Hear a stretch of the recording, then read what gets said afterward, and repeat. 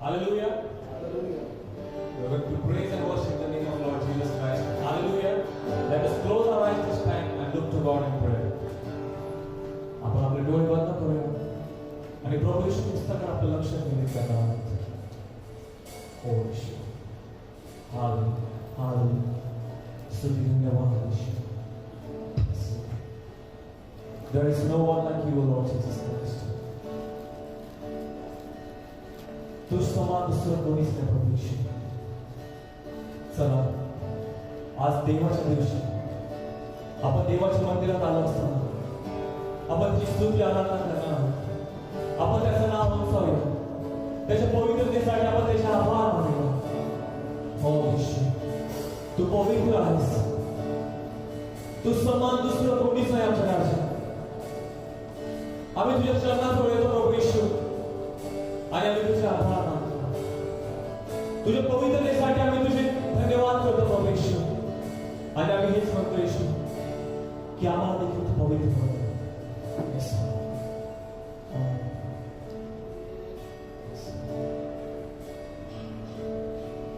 यीशु पाक है, तू पाक है, सजदों पे सजदे करूं. यीशु पाक है, तू पाक है, सजदों पे सजदे करूं. तेरी हुजूरी में झुकता हूं, सजदों पे सजदे करूं. तेरी हुजूरी में झुकता हूं, सजदों पे सजदे करूं. सजदों पे सजदे करूं. आता हूं तेरे हुजूर, तेरा जलाल,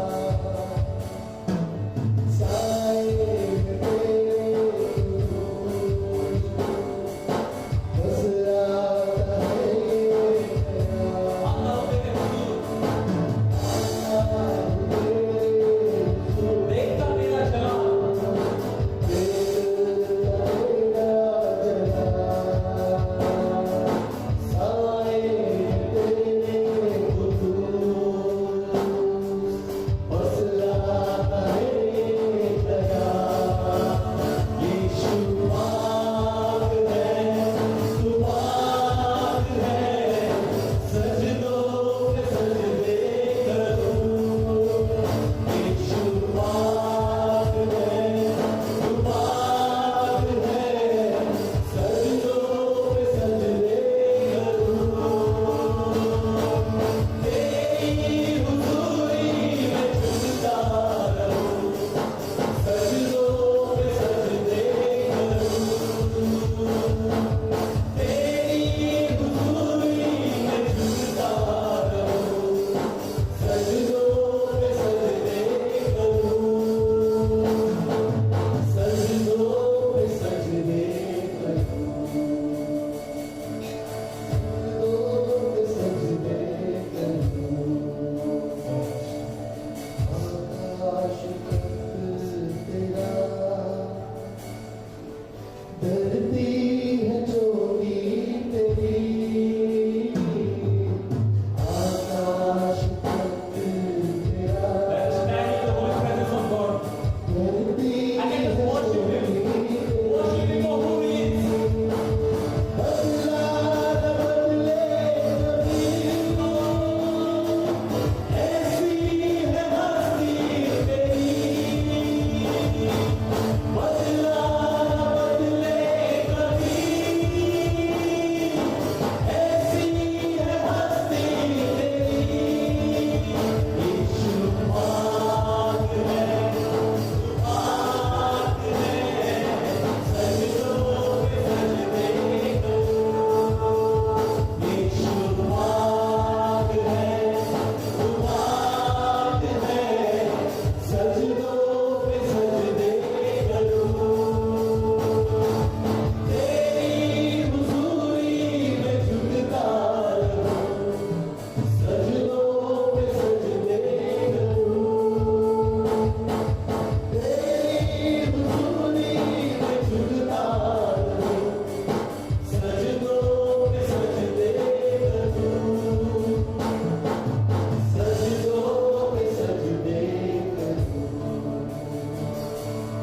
सजदों पे सजदे करूं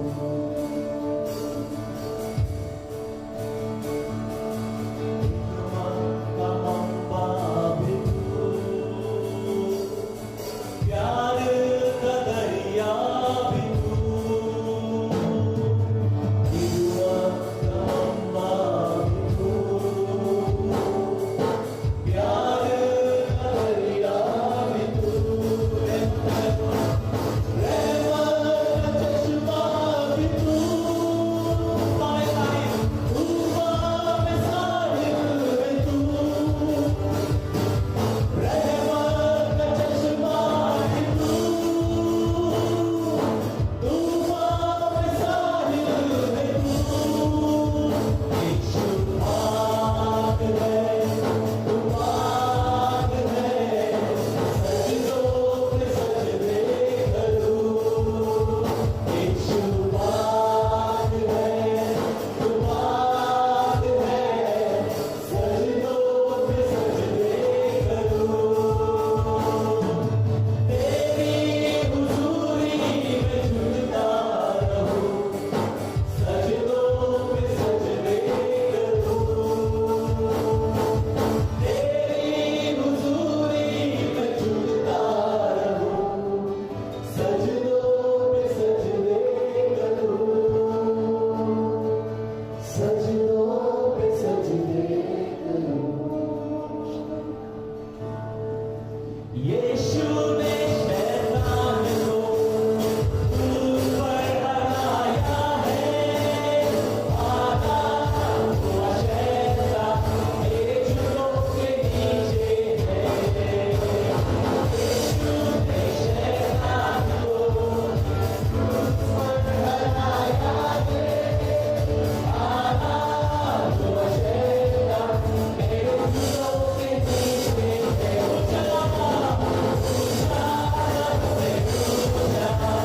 यीशु का नाम है उसने अपने हाथों से हमें सताया है ऊंचा सबसे ऊंचा यीशु का नाम है उसने अपने हाथों से हमें सताया है नीचे सबसे नीचे शैतान का नाम है यीशु के नाम से मैंने उसे जुल्फों से मारा नीचे सबसे नीचे शैतान का नाम है यीशु के नाम से मैंने उसे जुल्फों से Yes, Lord, you are the resurrected King. You are the glorious God. There is hope in you, Lord Jesus Christ. We thank you, we bless your holy name, Lord. Hallelujah. धन्यवाद प्रभु यीशु, धन्यवाद आमचे राजा. तुझ्यामध्ये आमच्या नवीन आशा आहे प्रभु यीशु. ओ प्रभु यीशु, पुनरुत्थित ख्रिस्त आहे. तू विजयशाली प्रभू आहे. तुझ्यामध्ये आमच्या नवीन जीवन आहे. Hallelujah, hallelujah. धन्यवाद. हालेलुया. हालेलुया. Yes, Lord. हो ईश्वर आम्ही तुझे आभार मानतो प्रभू ईश्वर तुझ्यामध्ये तू आम्हाला नवीन जीवन दिलंस म्हणून तुझे आभार मानतो ईश्वर हो ईश्वर सर्व बंधनातून आम्हाला मुक्तता दिलीस म्हणून तुझे आभार मानतो तुझ्या रक्तामध्ये आम्हाला विजय मिळाला आहे प्रभू ईश्वर हो प्रभू ईश्वर तू सैतानाला हरवला आहे आणि सैतानाचं वर्चस्व देखील आमच्या जीवनावरचं हरवलं आहे आणि ते तू हरवून टाकलाय कारण की प्रभू ईश्वर तू आमच्या जीवनावर विजय करतो राज्य करतो प्रभू ईश्वर तू आम्हाला सैतानावर विजय दिलास म्हणून तुझे आभार मानतो ईश्वर धन्यवाद ईश्वर हालेलुया येस हालेलुया तू आम्हाला चालवतोस ईश्वर आमच्या जीवनावर विजय मिळवला आहेस तू आम्हाला चालवतोस तू आम्हाला मार्ग दाखवतोस म्हणून तुझे आभार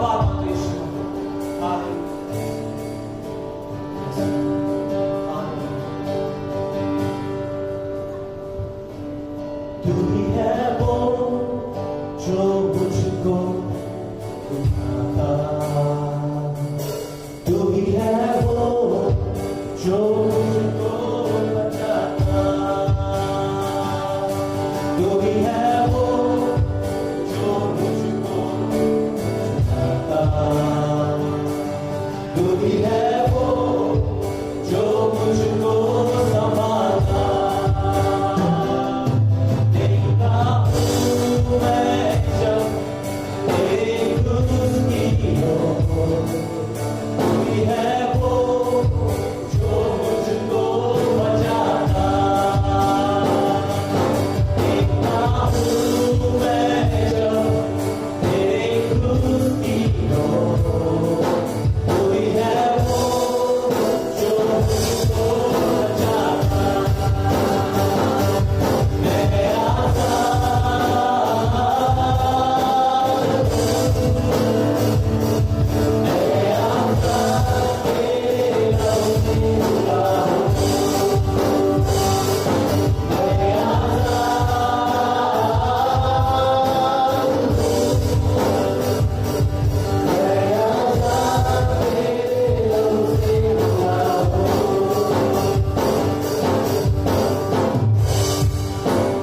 येशूमध्ये आपल्याला जीवन मिळालं आहे।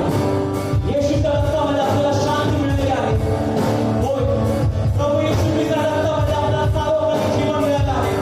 त्याच्या रक्तामध्ये आपल्या सर्व पापाची आपल्याला क्षमा मिळते। त्याच्या रक्तामध्ये आपले सर्व रोग बरे होतात। त्याच्या रक्तामध्ये आपल्याला शांती मिळते। ओ येशू, तुझं पवित्र रक्त आज आमच्यासाठी मौल्यवान असं आहे प्रभू येशू, कारण की त्या रक्तामध्ये जीवन आहे। हालेलुया, धन्यवाद येशू। कोई है वो जो मुझको उठाता। कोई है वो जो मुझको चलाता। कोई है वो जो मुझको उठाता। कोई है वो जो मुझको चलाता।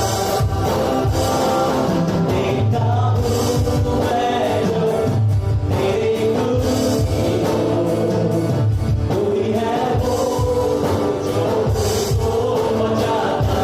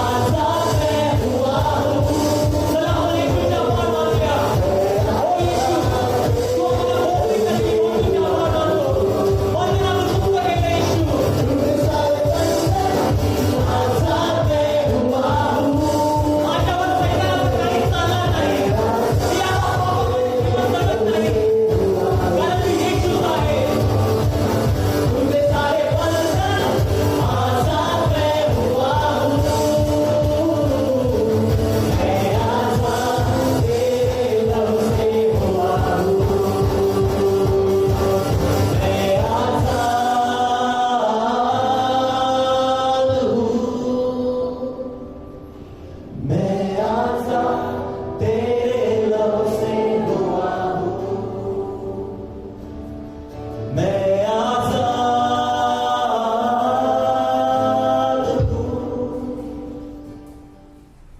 हालेलुया। आज सकाळी आपल्या सगळ्यांचं प्रभू येशू ख्रिस्ताच्या मूलवान नावामध्ये स्वागत आहे। जेथे कुठे आपण आहात, आपण देवाचं वचन ऐकत आहात, आणि माझी खात्री आहे की जेथे आपण देवाचं वचन ऐकतो, ज्या ठिकाणी आपण एकत्र जमतो येशूच्या नावामध्ये, तिथे प्रभू येशू ख्रिस्त आहे। कारण येशूने म्हटलं आहे, जेथे 2 किंवा 3 माझ्या नावात एकत्र जमले आहेत तिथे मी आहे। मागच्या आठवड्यामध्ये आपण पाहिलं की पुनरुत्थित ख्रिस्ताचा संदेश हा आहे की आपण विश्वास ठेवायचा आहे। त्याने थोमाला असं म्हटलं की विश्वासहीन असू नकोस, तर विश्वास ठेवणारा आहेस. आणि आज सकाळी या रोमकराच्या पत्रामधून आपण काही वचन पाहणार आहोत की जिथे आपण प्रभू येशू ख्रिस्ताच्या द्वारे जीवनामध्ये कशा प्रकारे राज्य करू शकतो याच्याविषयी आपण ऐकणार. रोमकरास पत्र याचा 5वा अध्याय आणि 15 ते 17 ही वचने. रोमकरास पत्र याचा 5वा अध्याय 15 ते 17. परंतु जशी अपराधाची तशी कृपादानाची गोष्ट नाही, कारण ह्या एका मनुष्याच्या अपराधाने पुष्कळ माणसे मरण पावली, तर देवाची कृपा आणि एक मानव येशू ख्रिस्त ह्याच्या कृपेचे दान ही पुष्कळ जणांकरता विशेषी करून विपुल झाली. आणि पाप केलेल्या एकाच मनुष्याच्या द्वारे जसा परिणाम झाला तसा कृपादानाचा होत नाही, कारण ज्याचा परिणाम दंडाज्ञा तो न्याय एकाच मनुष्यापासून झाला, पण ज्याचा परिणाम नीतिमान ठरणे ते कृपादान पुष्कळ अपराधापासून झाले. कारण जर त्या एकाच इस्माच्या द्वारे त्या एकाच इस्माच्या अपराधाने मरणाचे राज्य चालू झाले, तर जे कृपेचे व नीतिमत्वाचे दान ह्याची विपुलता स्वीकारतात ते विशेष करून त्या एकाच येशू ख्रिस्ताच्या द्वारे जीवनात राज्य करतील. रोमकराच्या या पत्रामध्ये संत पौलाने सुरुवातीच्या काही अध्यायांमध्ये आपण पाहतो की जिथे या मंडळीमध्ये परराष्ट्रीय आहेत किंवा जे नुकतेच विश्वासामध्ये आलेले आहेत ते, आणि जे यहुदी आहेत ते की ज्यांनी येशूवर विश्वास ठेवलेला आहे ते त्यांच्या यहुदी धर्मातून प्रभू येशू ख्रिस्तावर विश्वास ठेवणे झाले. अशा दोन्ही प्रकारचे लोक या रोम येथील मंडळीमध्ये होते. आणि त्यांना पत्र लिहित असताना या मंडळीची जी समस्या आहे ती पाहत असताना संत पौल या ठिकाणी कृपेविषयी लिहित आहे. एवढंच नाही तर जे विश्वास ठेवतात या विश्वास ठेवण्याच्या द्वारे कशा प्रकारे प्रभू येशू ख्रिस्ताच्या द्वारे सार्वकालिक जीवन मिळतं या संबंधाने तो लिहित आहे. एवढंच नाही तर जो तारणाचा जो सिद्धांत आहे किंवा तारणाविषयी जे अधिक माहिती या पुस्तकामध्ये आपल्याला पाहायला मिळते. आणि आता इथे या 5व्या अध्यायामध्ये रोम येथील मंडळी लिहित असताना तो असं म्हणत आहे या 17 वचनामध्ये की त्या एकाच इस्माच्या द्वारे, म्हणजे जो आदाम आहे ज्याने पाप केलेला आहे, त्या एकाच इस्माच्या द्वारे त्या एकाच इस्माच्या अपराधाने त्याने जो अपराध केला की त्याने देवाची आज्ञा मोडली. कारण देवानं आदामाला सांगितलं की बागेच्या मध्यभागी असणारं जे बऱ्या वाईटाचं ज्ञान करून देणार झाडाचं फळ आहे त्याचं फळ खाऊ नको, ज्या दिवशी तू फळ खाशील त्या दिवशी तू खास मरशील. आणि एवढं सांगितल्यानंतरही आदामाने ते फळ खाल्लं. आणि म्हणून या वचनामध्ये म्हटलं आहे की त्या एकाच इस्माच्या अपराधाने मरणाचे राज्य चालू झाले. मरणाचं राज्य उत्पत्तीच्या पुस्तकामध्ये ज्या वेळेला देवाने मनुष्याला निर्माण केलं, मनुष्याला त्याने आशीर्वाद दिला. उत्पत्तीच्या पहिल्या अध्यायात आपण पाहतो की त्याने मनुष्याला आशीर्वाद दिला आणि सांगितलं फलद्रूप व्हा, बहुगुणित व्हा, पृथ्वी व्यापून टाका, पृथ्वी सत्तेत आणा, की या पृथ्वीवर त्यांनी राज्य करावं, मनुष्यानं राज्य करावं ही देवाची इच्छा होती. आणि त्यावेळेला त्यांच्या मरणाविषयी देवानं सांगितलं नाही, कारण देवाचं वचन सांगतं की देवाने आपल्या प्रतिरूपाचा मनुष्य निर्माण केला. जसा देव आहे तसं त्याचं प्रतिरूप त्याने आदामाला घडवलं. आणि मग या अपराधामुळे या पापामुळे देवाचं वचन सांगतं की त्या एकाच इस्माच्या अपराधाने मरणाचं राज्य चालू झालं. ज्या दिवशी आदामाने फळ खाल्लं, देवाचं वचन सांगतं ज्या दिवशी तू फळ खाशील त्या दिवशी तू खास मरशील. म्हणजे मरण मनुष्याच्या जीवनामध्ये आलं, पापामुळे मरण आलं, मरणाचं राज्य चालू झालं. आणि मरणावर जो राज्य करणार जो सैतान, ज्याला इब्री लोकांच्या पत्रामध्ये देवाच्या वचनामध्ये म्हटलं आहे की मरणावर राज्य करणार जो सैतान आहे त्याला मरणानं शून्यवत करावं म्हणून प्रभू येशू ख्रिस्ताने वधस्तंभावरचं वेदनादायक मरण त्याने सोसलं आणि त्याने मरणाला शून्यवत केलं. त्याने मरणावर विजय मिळवला. आणि या वचनामध्ये म्हटलं आहे की मरणाचं राज्य चालू झालं. या आदामाने केलेल्या पापामुळं मरणाचं राज्य चालू झालं. आणि वचनामध्ये म्हटलं आहे की त्या एकाच इस्माच्या अपराधाने मरणाचं राज्य चालू झालं. मनुष्याच्या जीवनामध्ये मरण आहे. मनुष्याचं जे जीवन आहे ज्याप्रमाणे स्तोत्र संहिता 91 मध्ये म्हटलं आहे की आमचं आयुष्य 70 वर्ष, शक्य असल्यास फार तर 80 वर्ष, तरी त्याचा डामडौल केवळ कष्टमय आणि दुःखमय आहे, कारण ते लवकर सत्ते आणि आम्ही निघून जाऊ. ही मनुष्याच्या आयुष्याची मर्यादा ही कमी करण्यात आहे, त्याच्या आयुष्याची मर्यादा ही नेमण्यात आहे. एवढंच नाही तर या पापामुळं देवाचा आणि मनुष्याचा जो काही नातेसंबंध आहे किंवा सहभागिता आहे त्याच्यामध्ये दुरावा निर्माण झाला. मनुष्य देवापासून दूर गेला, ही सहभागिता तुटली आणि मरणाचं राज्य चालू झालं. मरणाचं राज्य म्हणजे सैतानाचं राज्य चालू झालं. मनुष्याच्या जीवनावर त्याचा अधिकार चालू झाला. मनुष्या मनामध्ये भीतीनं प्रवेश केला, कारण ज्या वेळेला आदामाने पाप केले आणि त्याच्यामुळं देवाचा शब्द ज्या वेळेला 3ऱ्या अध्यायात आपण वाचतो की देव एदेन बागेमध्ये आला आणि त्याने हाक मारली की आदामा तू कुठे आहेस. त्यावेळेला आदाम आणि हवा याला भीती वाटली आणि ते झाडाआड लपले. आणि ज्या वेळेला देवाला आदाम उत्तर देतो, तो असं म्हणतो की तुझा शब्द ऐकून मी भिवून लपलो. म्हणजे मनुष्याच्या मनामध्ये भय निर्माण झालं, भीती निर्माण झाली. पापामुळं मनुष्याच्या मनामध्ये एक प्रकारचं भय निर्माण झालं. देवापाशी असलेला त्याचा नातेसंबंध तुटला, तो देवापासून दूर गेला आणि हे मरणाचं राज्य चालू झालं. सैतानाच्या जोखडाखाली किंवा या बंधनाखाली मनुष्य आला. आणि मग पुढे म्हटलं आहे, तर जे कृपेचे व नीतिमत्वाचे दान ह्याची विपुलता स्वीकारतात. मग आता म्हटलं आहे कृपेचं दान, नीतिमत्वाचं दान. कृपेचं दान काय आहे? इपिस्कराच्या पत्रामध्ये म्हटल्याप्रमाणे की कृपेनेच विश्वासाच्या द्वारे तुमचं तारण झालं. हे कृपेचं दान आहे.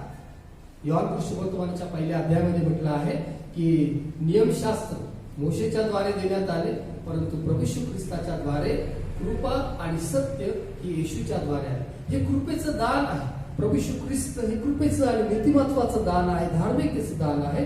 आणि वचन सांगतं जे कृपेचे व नीतिमत्वाचे दान ह्याची विपुलता स्वीकारतात.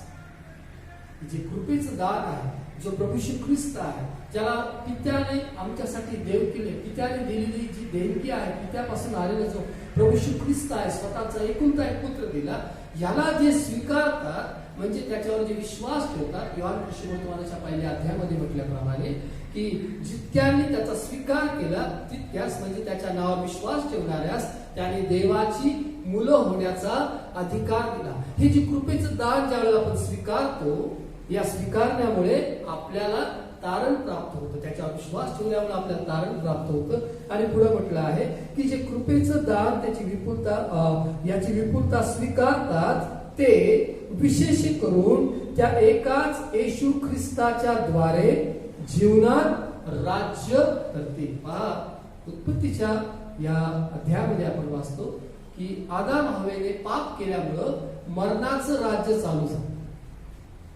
प्रभू येशू ख्रिस्त वधस्तंभावर गेला, त्याने वधस्तंभावर वेदनादायक मरण सहन केलं, सर्व मानवजातीसाठी त्यानं मरण सहन केलं.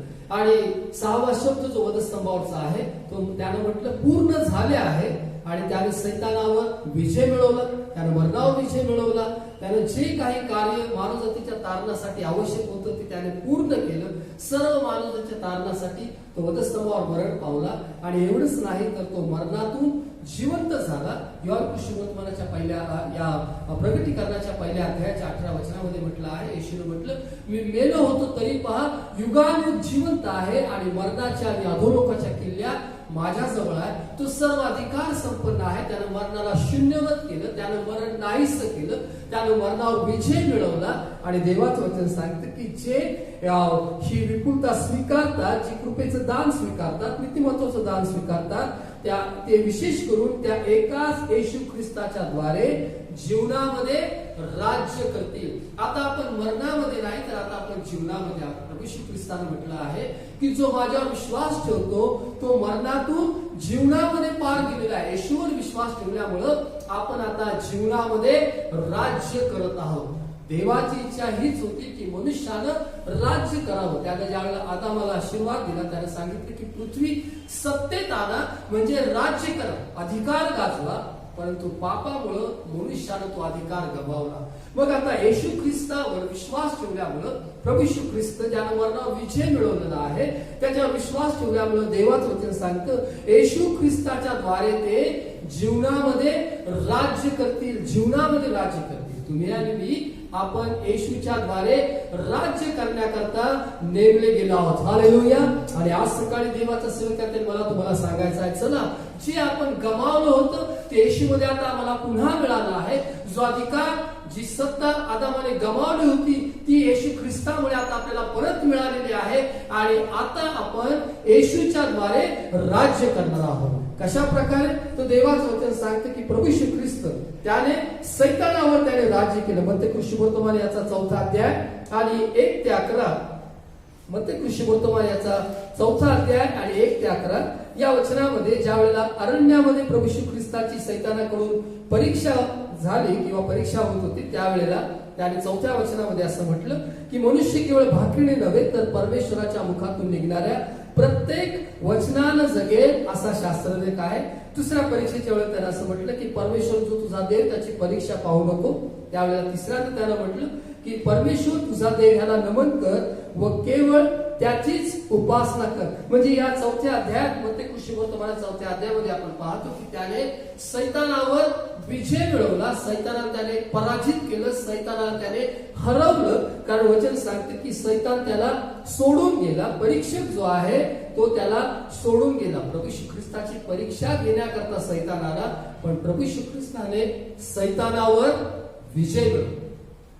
येशूने विजय मिळवला आणि जर येशूने विजय मिळवला आहे तर त्याने आम्हाला देखील तोच अधिकार दिला. प्रभू येशू ख्रिस्ताने कशा प्रकारे विजय मिळवला? तर वचनाच्या द्वारे विजय मिळवला. त्याने 3ही वेळेत ज्या प्रत्येक वेळेला सैतानाने त्याची परीक्षा पाहिली त्यावेळेला त्याने शास्त्र वचनाचा उपयोग केला. वचनाबद्दल काय म्हटलेलं आहे? तर वचन आत्म्याची तलवार आहे. आत्म्याची तलवार आहे म्हणजे देवाच वचन आहे. ज्या वेळेला सैतान आमच्या जीवनामध्ये परीक्षा प्रसंग आणतो त्यावेळेला ही जी वचनाची तलवार आहे किंवा आत्म्याची तलवार देवाचं वचन आहे, या वचनाच्या द्वारेच आपण सैतानाला हरवू शकतो, सैतानाला आपण पराजित करू शकतो. कारण आपण राज्य करण्याकरता नेमले आहोत. हालेलुया. देवाचं वचन सांगते की ते येशू ख्रिस्ताच्या द्वारे जीवनामध्ये राज्य करतील. तुम्ही आणि मी आपण राज्य करते आहोत. येशूच्या द्वारे आपण राज्य करणार आहोत. आपण सैतानावर विजय मिळवू शकतो. देवाचं वचन सांगतं सैतानाला अडवा म्हणजे तो तुमच्यापासून पळून जाईल. सैतानाला अडवायचा देवाच्या वचनामध्ये म्हटलं आहे, त्याला आपण अडवायचा, त्याला थांबवायचा आहे, त्याला थोपवायचं आहे, त्याला आपल्या जीवनावर विजय होऊ द्यायचं नाही. ही ताकद केव्हा मिळते? ज्यावेळेस आपण येशू ख्रिस्ताचं नाव वापरतो. कारण प्रभू येशू ख्रिस्ताच्या नावामध्ये आम्हाला विजय मिळतो. एक सामर्थ्यशाली नाव. देवाचं वचन सांगतं देवाने त्याला अत्युच्च केलं आणि सर्व नावांपेक्षा जे श्रेष्ठ नाव ते त्याला देण्यात आलं. ज्या वेळेला येशूचं नाव आपण वापरतो, येशूचं वचन आपण वापरतो, याच्याद्वारे आपण सैतानाला अडवू शकतो, सैतानाला आपण विजय मिळवू शकतो. आणि यासाठीच तुम्ही आणि मी नेमला आहोत. देवाने आम्हाला यासाठीच नेमलं आहे. जे आदामामध्ये मनुष्याने गमावलं होतं, ज्या पहिल्या मनुष्याने केलेल्या पापामुळे आपण गमावलं होतं, दुसरा मनुष्य जो प्रभू येशू ख्रिस्त आहे. पहिला मनुष्य हा भूमीतून होता आदाम, परंतु दुसरा मनुष्य जो स्वर्गातून आहे म्हणजे जो प्रभू येशू ख्रिस्त आहे, त्याच्याद्वारे आता आपण जीवनामध्ये आपण राज्य करणार आहोत. त्यानंतर आपण प्रभू येशू ख्रिस्ताच्या बाबतीमध्ये पाहतो या प्रेषितांच्या कृत्याच्या 10व्या अध्याय 38व्या वचनामध्ये की त्याने सैतानाची जी सत्ता आहे याच्यावर त्याने विजय मिळवला. या प्रेषितांची कृत्य 10वा अध्याय आणि 38व्या वचनामध्ये म्हटलं आहे की नासुरी येशूला देवाने पवित्र आत्म्याचा व सामर्थ्याचा अभिषेक केला. तो सत्कर्मे करीत व सैतानाच्या सत्तेखाली असलेल्या सर्वांना बरे करीत फिरला, कारण देव त्याच्या बरोबर होता. मी तुम्हाला हे सांगत आहे की आपण येशूच्या द्वारे जीवनामध्ये राज्य करण्यासाठी नेमला आहोत. राज्य करण्यासाठी आपण पूर्वी ते गमावलं होतं, परंतु येशूच्या द्वारे पुन्हा मला ते प्राप्त झालेलं आहे. आणि या वचनामध्ये म्हटलं आहे की देवाने नासुरी येशूला पवित्र आत्म्याचा आणि सामर्थ्याचा अभिषेक केला. पवित्र आत्म्याचा आणि सामर्थ्याचा अभिषेक. प्रभू येशू ख्रिस्ताने शिष्यांना काय सांगितलं? पवित्र आत्मा तुमच्यावर येईल तेव्हा तुम्हाला सामर्थ्य प्राप्त होईल आणि पृथ्वीच्या शेवटापर्यंत तुम्ही माझे साक्षी व्हाल. प्रभू येशू ख्रिस्त पवित्र आत्म्याच्या बाप्तिस्म्या संबंधाने बोलतो. मागच्या आठवड्यामध्ये आपण पाहिलं की 2 प्रकारचा बाप्तिस्मा. एक पश्चातापासाठी असलेला बाप्तिस्मा जो पापांची पश्चाताप झाल्यानंतर आपण पाण्यातला बाप्तिस्मा घेतो तो, आणि दुसरा जो बाप्तिस्मा आहे तो सामर्थ्याचा बाप्तिस्मा आहे, तो पवित्र आत्म्याचा बाप्तिस्मा आहे. आणि या वचनामध्ये देवाचं वचन सांगतं की देवाने येशूला पवित्र आत्म्याचा व सामर्थ्याचा अभिषेक केला. पवित्र आत्म्याचा अभिषेक केला, सामर्थ्याचा अभिषेक केला. प्रभू येशू ख्रिस्ताने आपल्या शिष्याला देखील हे सांगितलं. पवित्र आत्म्याची देणगी तुम्हाला प्राप्त होईपर्यंत तुम्ही वाट पहा. स्वर्गातून येणारी जी देणगी आहे, जे दान आहे, ते मिळेपर्यंत तुम्ही वाट पहा. आणि प्रेषितांच्या कृत्याच्या 2ऱ्या अध्यायामध्ये येशूने सांगितलं अगदी तसंच झालं की ते पवित्र आत्म्याने परिपूर्ण झाले आणि आत्म्याने जशी त्यांना वाचा दिली तसंच ते निरनिळ्या भाषांमध्ये बोलू लागले. ते सामर्थ्याने भरले, सामर्थ्ययुक्त झाले. हे सामर्थ्य संपलेलं नाही, थांबलेलं नाही. तर प्रत्येक काळातील, प्रत्येक पिढीतील जो प्रत्येक विश्वासणारा येशूवर विश्वास ठेवतो त्याला पवित्र आत्म्याचं सामर्थ्य प्राप्त होतं. हालेलुया. यासाठी की आपण जीवनामध्ये राज्य करावं. राज्य करण्यासाठी आम्हाला सामर्थ्याची गरज आहे आणि हे सामर्थ्य आम्हाला येशू देत आहे. पवित्र आत्म्याचं सामर्थ्य तो आम्हाला देत आहे. त्याच्या नावातलं सामर्थ्य आहे, त्याच्या वचनामधलं सामर्थ्य आहे आणि या सामर्थ्याच्या द्वारेच आपण विजयी होऊ शकतो, आपण राज्य करू शकतो. आणि याच्यासाठी देवाने आम्हाला नेमलेला आहे. या वचनामध्ये म्हटलं आहे की देवाने त्याला आत्म्याचं आणि सामर्थ्याचा अभिषेक केला. तो सत्कर्मे करीत म्हणजे चांगली कामं करीत व सैतानाच्या सत्तेखाली असलेल्या सर्वांना बरे करीत फिरला. सैतानाच्या सत्तेखाली असलेले सर्वजण. देवाची सत्ता, देवाचं राज्य, सैतानाची सत्ता आणि सैतानाचं राज्य. आणि याच्यामध्ये जो देवाने आपल्या प्रतिरूपाचा मनुष्य निर्माण केलेला आहे, हा मनुष्य ज्यावेळेला येशूवर विश्वास ठेवतो त्यावेळेला आम्ही फक्त देवाची निर्मिती राहत नाही, तर देवाचं वचन सांगतं त्याने आम्हाला आबा बापा म्हणण्याचा अधिकार दिलेला आहे आणि तो आम्हाला पुत्र आणि कन्या म्हणतो. आता आपण देवाच्या घरचे झालो आहोत. प्रभू श्री ख्रिस्त आमचा ज्येष्ठ बंधू झालेला आहे आणि आपण आता देवाचं कुटुंब आहोत. आपण देवाची मुलं आहोत. आणि ही जी देवाची मुलं आहेत त्यांच्यासाठी सैतानाच्या सत्तेखाली असलेल्या सर्वांना बरे करण्याची सेवा देवाने दिली. सैतानाच्या सत्तेखाली असलेले सर्वच जे बंधनामध्ये आहेत, जे अंधकारामध्ये आहेत, जे विकारामध्ये आहेत, रोगराईमध्ये आहेत, जे व्यसनाधीन झालेले आहेत, जे सर्व सैतानाच्या सत्तेखाली आहेत, आमच्या पवित्र आम्हाला देवाने दिले जे काही सामर्थ्य आहे, जे आम्हाला राज्य करायचं आहे ते काय आहे तर सैतानाची सत्ता आम्हाला उलथून टाकायची आहे. सैतानाच्या सत्तेखाली असलेल्या सगळ्यांना येशूनं बरं केलेलं आहे आणि प्रभू श्री ख्रिस्तानं तोच अधिकार त्याच्या शिष्यांना दिलेला आहे, विश्वास ठेवणाऱ्यांना दिलेला आहे.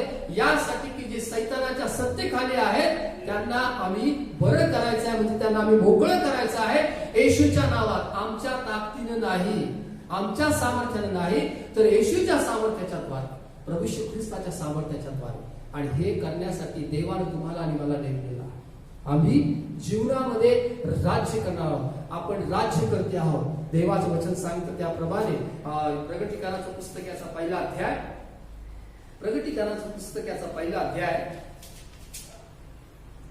आणि या पहिल्या अध्यायात 6वं वचन असं म्हणतं की त्याने आपल्याला राज्य आणि आपला देव पिता ह्याच्यासाठी याजक असे केले आहे. त्याला गौरव व पराक्रम हे युगानुयुग आहेच.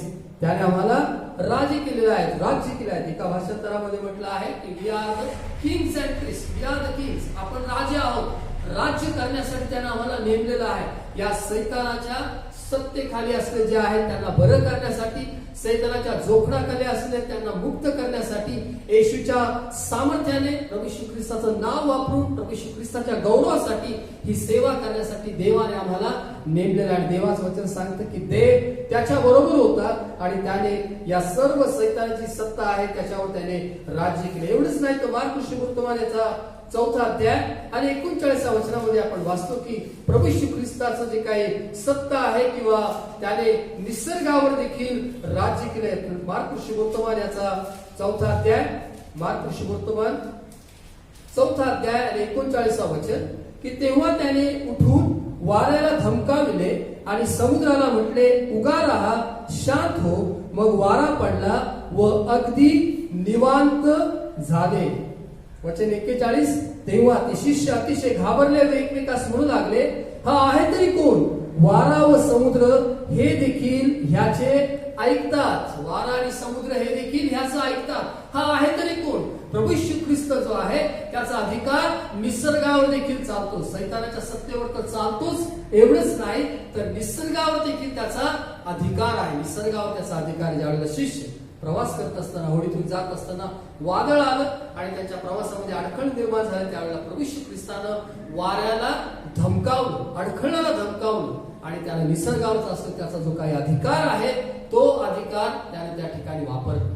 आणि प्रभू येशू ख्रिस्ताच्या या शब्दामुळे वचन सांगतं, त्यानं म्हटलं उगारा, शांत हो, आणि मग वारा पडला आणि अगदी निवांत झाले. त्याचा अधिकार जो आहे या निसर्गावर आहे. एवढंच नाही तर प्रभू येशू ख्रिस्ताचा अधिकार हा आजारांवर देखील आहे.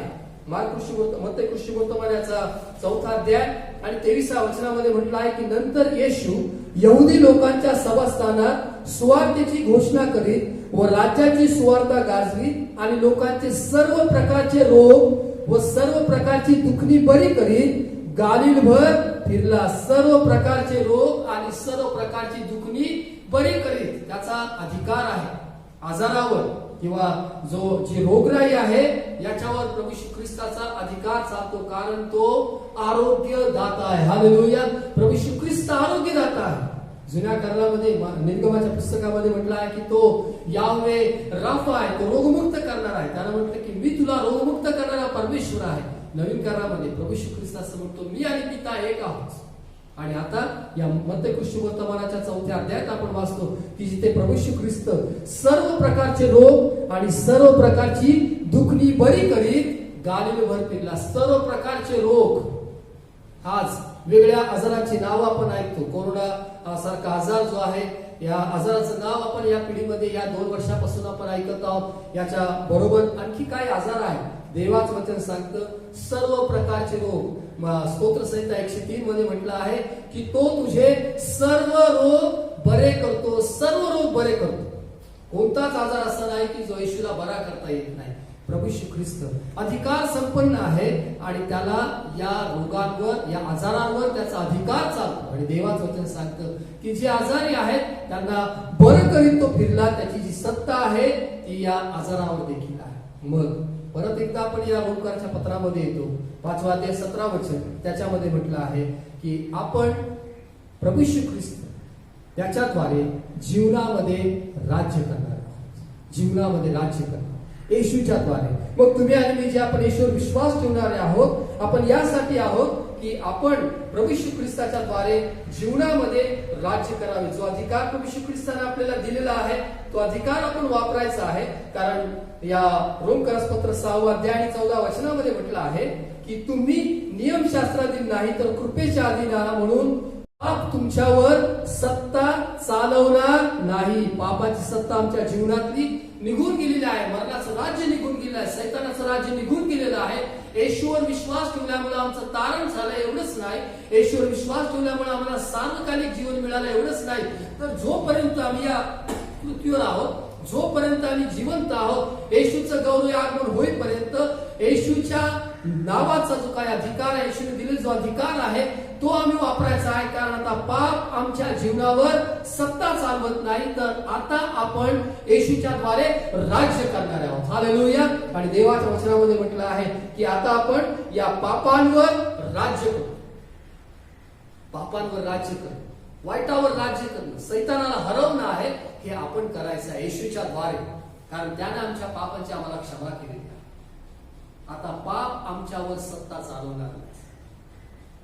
आता आम्हाला कोणती सबब नको की ह्या व्यसनात मी बाहेर येऊ शकत नाही, या विचारांमधून मी बाहेर येऊ शकत नाही, कुठले घाणेरडे विचार असतील, घाणेरड्या सवय असतील, कुठल्याही प्रकारचे पाप असतील. देवाचं वचन सांगतं पाप तुमच्यावर सत्ता चालवणार.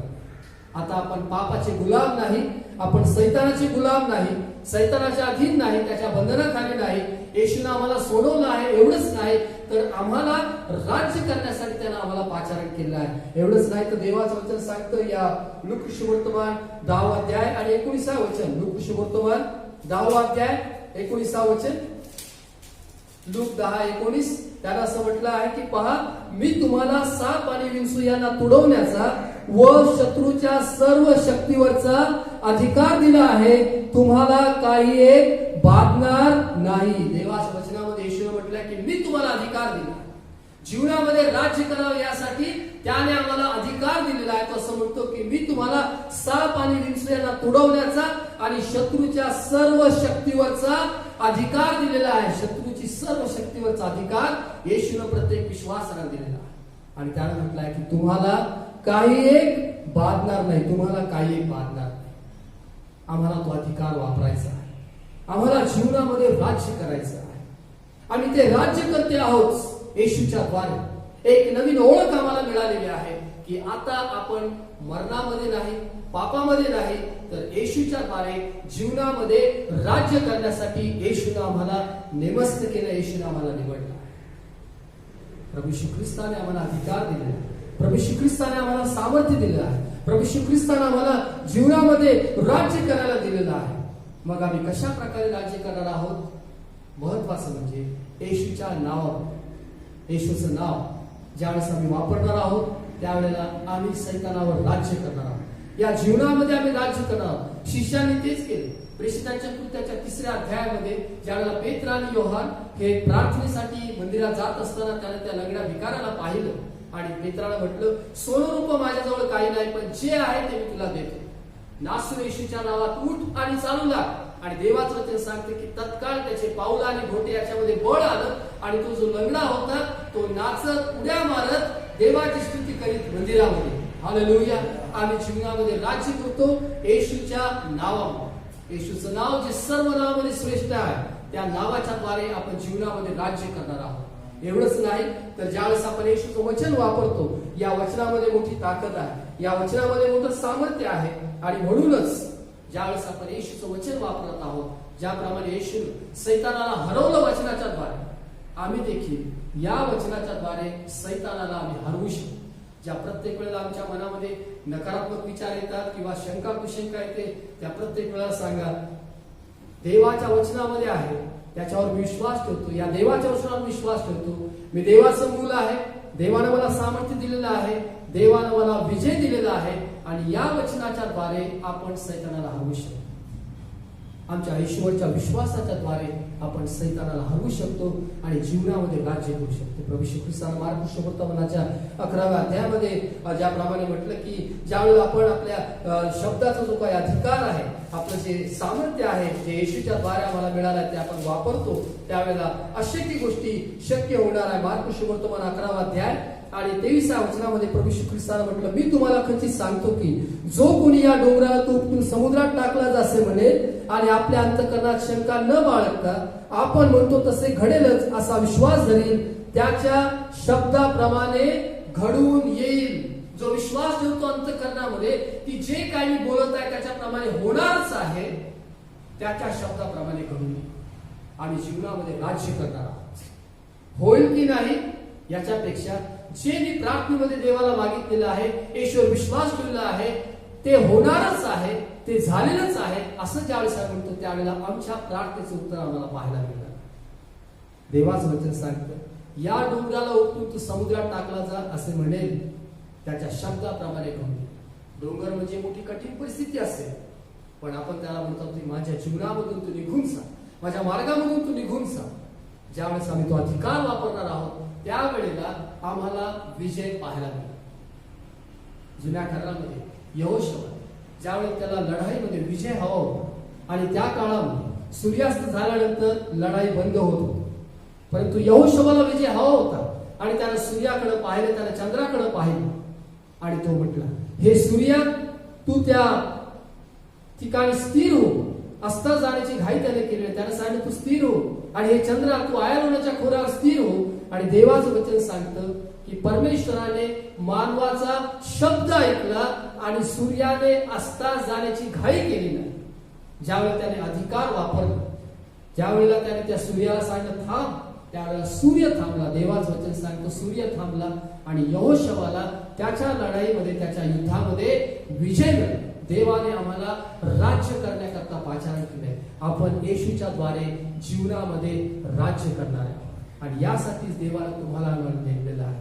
पुढे ख्रिस्ताचा संदेश हाच आहे की आम्हाला आता राज्य करायचं आहे. मरणाची सत्ता त्याने उलथून टाकलेली आहे. त्यानं म्हटलं मी मरणावर विजय मिळवला. मी मेलो होतो तरी पहा युगानु जिवंत आहे आणि मरणाच्या आणि अधोलोकाच्या किल्ल्या माझ्याजवळ आहे. तो सर्व अधिकार संपन्न असा देव आहे आणि त्यानं आम्हाला त्याच्याद्वारे जीवनामध्ये राज्य करण्यासाठी बोलावलं आहे, ती संधी दिली आहे. चला आपण तो आपला अधिकार वापरूया आणि येशूच्या गौरवासाठी आपण राज्यकर्ते होऊया. कारण देवाची इच्छा हीच आहे की तुम्ही आणि मी आपण राज्य करावं. जे पहिला मनुष्य आदम त्याने गमावलं ते दुसरा मनुष्य जो स्वर्गामधून आहे, जो प्रभू येशू ख्रिस्त आहे, त्याच्याद्वारे आम्हाला प्राप्त झालेला आहे आणि येशूवर विश्वास ठेवल्यामुळं आम्हाला अधिकार मिळाला आहे आणि आपण आता जीवनामध्ये राज्य करणार आहोत. हालेलुया. चला यावेळेस आपण आपले डोळे बंद करूया.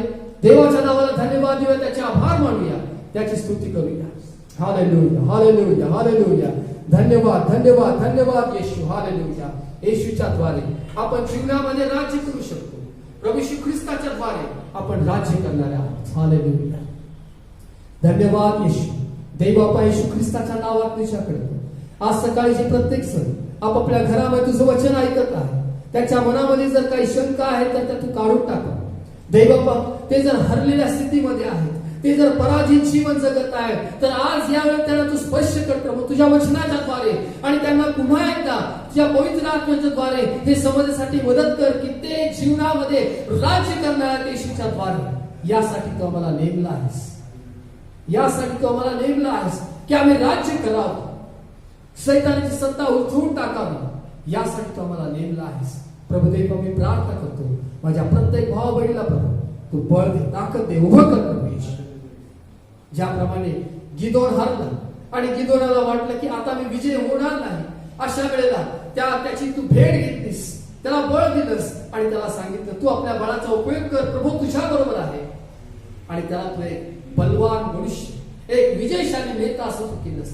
तीच कृपा आज माझ्या भाव बहिणीवर कर, जे आपल्या परिस्थितीपुढे हरलेले आहेत, जे आर्थिक स्थितीमुळे हरलेले आहेत, जे आपल्या आजारामुळे हरलेले आहेत, जे आपल्या घरातल्या परिस्थितीमुळे हरलेले आहेत, जे व्यसनामुळे हरलेले आहेत, जे पराजित जीवन जगत आहेत, जे आपल्या कौटुंबिक समस्यामुळे हरलेले आहेत. आज देवबापा त्यांना तू उभं कर, त्यांना बळ दे, त्यांना ताकद दे प्रभू, यासाठी की त्यांनी राज्य करावं, त्यांनी विजयशाली जीवन जगावं आणि तुझं गौरव करावं, तुझंच नाव उंचावं. प्रभू असं होऊ दे अशी मी प्रार्थना करतो. देवबापा मी प्रार्थना करतो आज ज्यांना आरोग्याची आवश्यकता आहे त्यांना तू आरोग्य दे. जेथे कुठे ते आहेत प्रभुदेव त्यांना तू स्पर्श कर. सर्वांना तू निरोगी ठेव अशी प्रार्थना करतो. आमच्या पुणे शहरासाठी प्रार्थना करतो. आमचं पुणे शहर तू व्याधीमुक्त करतो, आमचा महाराष्ट्र तू व्याधीमुक्त करतो. सर्वांना चांगलं आरोग्य लाभू दे अशी प्रार्थना करतो. जे काय आज येशू ख्रिस्ताच्या नावात मागितलं दिलंस, आभार मानतो, तुला धन्यवाद देतो. येशूच्या नावात मागतो. आभार. परमेश्वर तुम्हाला आशीर्वाद दे व तुमचं संरक्षण करो. परमेश्वर आपला मुख प्रकाश तुमच्यावर पाडो व तुमच्यावर कृपा करो. परमेश्वर तुमच्याकडे प्रसन्न करो आणि तुम्हाला शांती दे. त्याच्या पुत्राच्या पवित्र आत्म्याच्या नावात आमेन. ख्रिस्ताची शांती आपल्या अंतःकरणात राज्य करू. आपण येशूच्या द्वारे जीवनामध्ये राज्य करणार आहोत आणि म्हणून जी काही पराभूत मानसिकता आहे ती आपण काढून टाकूया आणि आजपासून आपण हे ठरवणार आहोत की मी विजय होणार आहे, मी विजय झालो आहे, येशूच्या द्वारे मी राज्य करणार आहे आणि येशूने तो अधिकार मला दिला. देव आपला आशीर्वाद.